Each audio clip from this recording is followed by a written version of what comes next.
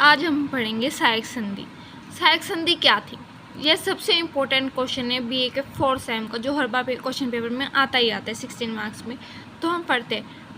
Lord वेलजरी ने, इस संधि की स्थापना किसने की? लॉर्ड वेलजरी ने। तो हम शुरू करते हैं। लॉर्ड वेलजरी 1798 ईस्वी में गवर्नर जनरल के पद पर आसीन हुआ था। वह भारत में इस पद पर 1798 से 1805 ईस्वी तक रहा, टोटल 7 ईयर्स तक। वह एक साम्राज्यवादी व्यक्ति था। वह भारत के सबसे महान ब्रिटिश गवर्नर जनरलों में से एक था। जब वह गवर्नर जनरल बना तो उस समय कंपनी की स्थिति अच्छी नहीं थी।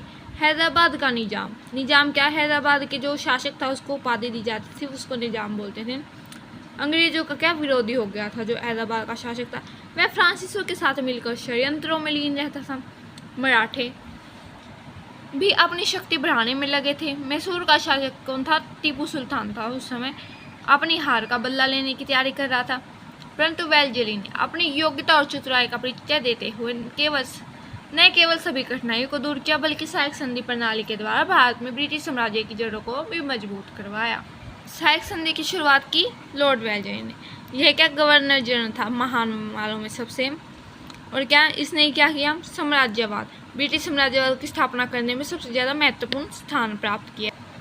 सहायक संधि क्या थी? सहायक संधि का अर्थ है आपसी सहायता के लिए संधि। लॉर्ड वेलजरी ने भारत में ब्रिटिश सरकार की व्यवस्था स्थापित करने के लिए इस संधि का प्रयोग किया था। इसके अनुसार अंग्रेजी सरकार देशी राज्य के शासक के साथ संधि करती थी और संधि करने वाले राज्य की आंतरिक बाहरी रक्षा की जिम्मेदारी अपने ऊपर ले लेती थी। सहायक संधि से आप क्या समझते हैं? सहायक संधि क्या है?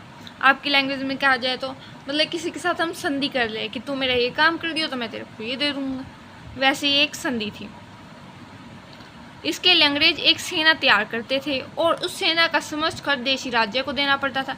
संधि करने वाला अंग्रेजों की अनुमति के बिना किसी भी राज्य से युद्ध अथवा संधि नहीं कर सकता था और न ही किसी भी फ्रांसीसी को अपने राज्य में आश्रय नौकरी दे सकता था।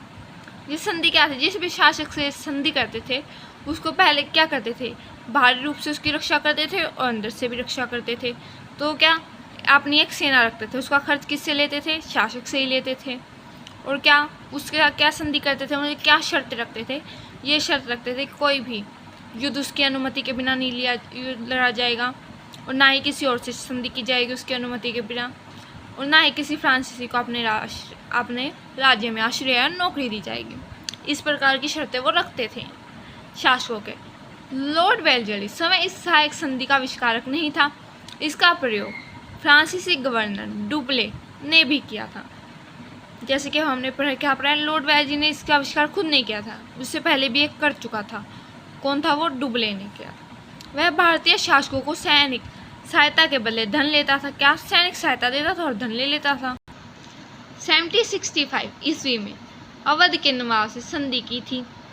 अंग्रेजों ने क्या संधि की थी 1765 में, जिसके द्वारा उन्होंने अवध की सीमाओं की सुरक्षा का आश्वासन दिया था। अवध के नवाब ने अंग्रेजी सेना के व्यय के लिए धन देने का वादा दिया था। परंतु क्या हुआ? मराठे भी मुगलों से चौथे और सरदेशमुखी कर लेते थे। मराठे भी लेते थे उनसे कर, परंतु लॉर्ड वेलजरी ने इस सहायक संधि को दृढ़तापूर्वक लागू किया था। अब इसमें हमने क्या पढ़ा है? अंग्रेजों ने ये संधि की, उसके बाद क्या धन तो वो लेते थे शासकों से, सेना प्रदान करते थे। तो फिर क्या मराठे भी क्या करते थे? मुगलों से इस तरह के 2 तरह के कर लेते थे। परंतु लॉर्ड वेलजरी ने क्या किया? सहायक संधि दृढ़तापूर्वक लागू की। उसके बावजूद भी सहायक संधि की विशेषताएं क्या थी? लॉर्ड वेलजरी ने ब्रिटिश साम्राज्य की जड़ों को मजबूत करने के लिए तथा फ्रांसीसी या विदेशी राज्यों की शक्ति को समाप्त करने के लिए विभिन्न राज्यों के साथ साथ अलग अलग संधियां की। वेलजरी की सहायक संधि की विशेषता इस प्रकार थी।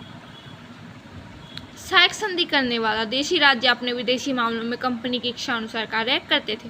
मतलब क्या? कंपनी का पूरा क्या था? हस्तक्षेप था। वह उसमें पूरा निगरानी रखते थे, कैसा काम करना है, क्या सब कुछ। सहायक संधि करने वाला राज्य किसी भी राज्य के साथ युद्ध अथवा संधि नहीं कर सकता था। मतलब किसी से भी क्या? बिना उनकी अनुमति के कुछ नहीं कर सकता था। संधि करने वाला देशी राज्य को अपने राज्य की राजधानी में एक अंग्रेज रेजिडेंट रखना होता था। वह कंपनी तथा देशी राज्य के बीच एक कड़ी का कार्य करता था। एक तरफ से देखा जाए तो वह निगरानी ही करता था उनकी। संधि करने वाला राज्य किसी यूरोपीय को कंपनी की अनुमति के बिना अपने राज्य में आश्रय नहीं दे सकता था। कंपनी देशी राज्य के आंतरिक मामलों में कोई हस्तक्षेप नहीं करती थी, परंतु यदि देशी राज्य प्रशासनिक मामलों में अंग्रेजों से सलाह मांगते तो वे सहर्ष स्वीकार कर लेते। मतलब एक तरफ से तो वो कहते थे कि वो किसी तरह का क्या हस्तक्षेप नहीं करते थे, परंतु फिर भी क्या, अगर वो उनसे सलाह मांगते तो उनकी मदद करते थे। परंतु देखा जाए तो जैसे उन्होंने रेजिडेंट रखा था वहाँ पर, संधि युद्ध कुछ भी उनके अनुमति के बिना नहीं कर सकते, तो क्या उनके मामलों में ध्यान देते थे, निगरानी रखते थे। कंपनी सहायक संधि करने वाला राज्य के आंतरिक बाह्य रक्षा की जिम्मेदारी अपने ऊपर लेती थी। इसके लिए वह एक सहायक सेना तैयार करती थी। देशी राज्य को सहायक सेना का सारा खर्च देना पड़ता था। यदि उसके पास धन नहीं होता तो वह कोई प्रदेश दे सकता। कंपनी तथा देशी राज्य के बीच मतभेदों को गवर्नर जनरल सुलझाता था। कौन सुलझाता था? Governor general. सहायक संधि के गुण आगे हम पढ़ेंगे। सहायक संधि के क्या क्या गुण? लॉर्ड वेलेस्ली काफी विचार के पश्चात सहायक संधि को लागू किया था। इसका अंग्रेजों को बहुत लाभ हुआ। इसके लाभ अथवा गुणों का वर्णन इस प्रकार है। सहायक संधि करने वाले देशी राज्य शक्तिहीन हो गए, विभिन्न राज्य कंपनी के अधीन आ गए और भारत में ईस्ट इंडिया कंपनी की क्या व्यवस्था स्थापित हो गई। क्योंकि वो क्या शक्तिहीन तो होंगे ही, क्योंकि उन्होंने अपनी सेना बनाई ही नहीं, क्योंकि उस सेना किसी थी? अंग्रेजों की थी। इस संधि से देशी राज्यों के आंतरिक और बाहरी मामलों में कंपनी का पूर्ण क्या हो गया? नियंत्रण स्थापित हो गया, क्योंकि वो देखते तो थे ही, युद्ध भी नहीं करने देते थे बिना अनुमति के। कंपनी ने सहायक सेना का प्रयोग देशी राज्य की रक्षा के लिए नहीं किया, बल्कि अंग्रेज साम्राज्य के विस्तार के लिए किया। सहायक संधि के द्वारा अंग्रेज फ्रांसीसियों के बढ़ते प्रभाव को समाप्त करने में कामयाब हो गए। अंग्रेज शक्ति और धन का प्रयोग किए बिना युद्धों को अपने प्रदेश से दूर रखने में सफल हो गए। इसके बाद सभी युद्ध देशी राज्यों में ही लड़े गए। ऐसा क्यों हुआ? क्योंकि सेना किसकी थी? सेना तो इन्होंने तैयार की थी, पर पैसे तो दूसरे शासकों से लेते थे। अंग्रेज जो सहायक सेना देशी राज्यों में छोड़ते थे, उसका खर्च बहुत ज़्यादा होता था और देशी राज्यों की आर्थिक स्थिति अच्छी नहीं थी, इसलिए वे सेना खर्च देने में असफल रहे। कंपनी ने धन के बदले उनके प्रदेशों को लेना आरंभ कर दिया। इससे अंग्रेजों के क्या प्रदेशों में वृद्धि हो गई। ब्रिटिश साम्राज्य देशी राज्यों के खतरे से मुक्त हो गया, क्योंकि संधि के अनुसार देशी राज्य अंग्रेजों की अनुमति के बिना किसी भी राज्य से संधि नहीं कर सकता था। अब इससे आगे हम पढ़ेंगे सहायक संधि की हानि। जहाँ सहायक संधि के अंग्रेजों को अनेक लाभ प्राप्त हुए, वहीं इससे भारतीय शासकों को भारी हानि उठानी पड़ी। सहायक संधि के अवगुण या हानियां इस सहायक संधि के द्वारा जो सेना देशी राज्यों में छोड़ी जाती थी उसका व्यय बहुत अधिक था, अतः देशी राज्य सहायक सेना का खर्च नहीं चुका सके। इसके बदले उन्हें प्रदेशों से हाथ धोने पड़े। देशी राज्यों के अनेक प्रदेश उनके हाथों से निकल गए और उनकी संबंधता समाप्त हो गई। अंग्रेज राजन देशी राज्यों के आंतरिक मामलों में हस्तक्षेप करते रहे, जिससे देशी नरेशों की शक्ति और आत्मविश्वास समाप्त हो गया। नरेशों से यहाँ मतलब है शासकों के। इस संधि ने देशी शासकों की राष्ट्रीयता की भावना, प्रशासनिक उत्तरदायित्व, साहस, सैनिक शक्ति आदि को नष्ट कर दिया। वे किसी भी प्रकार का निर्णय लेने की स्थिति में नहीं रहे। देशी राज्य आंतरिक व बाहरी रक्षा के लिए सहायक सेना पर निर्भर हो गए।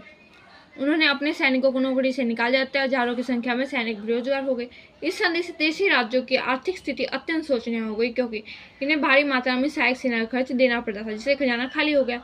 अंग्रेज सरकार ने देशी राज्यों के आंतरिक और बाहरी रक्षा की जिम्मेदारी अपने ऊपर ले ली थी, जिससे देशी राज्य अत्यंत लापरवाह हो गए।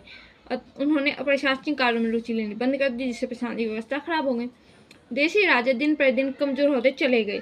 सेना के अभाव में उनके पास इतनी शक्ति नहीं थी कि वे अंग्रेजों का विरोध कर सके। निष्कर्ष अंत में कहा जा सकता है कि सहायक संधि को लॉर्ड वेलेस्ली ने बड़ी कुशलतापूर्वक लागू किया था। उसने अनेक राज्यों के साथ संधि करके उन्हें न केवल कमजोर बनाया, बल्कि बाद में कंपनी की व्यवस्था भी स्थापित की।